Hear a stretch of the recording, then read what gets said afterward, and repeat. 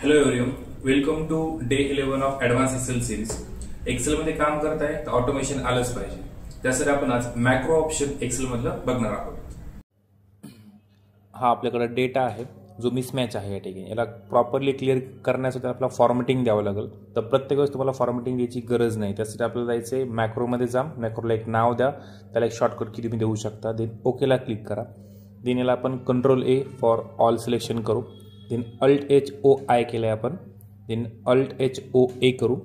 Then Alt-H-B-A केलं आपण त्याला बॉर्डरसाठी.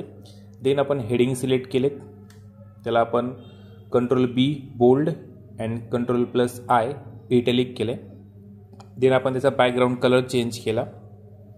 देन आपण त्याला सेंटर फॉर्मॅटिंग अप्लाय केली. या ठिकाणी फॉर्मॅटिंग दिल्यानंतर तुम्हाला व्ह्यूमध्ये जायचं आहे. देन मॅक्रोमध्ये स्टॉप रेकॉर्डिंग करा.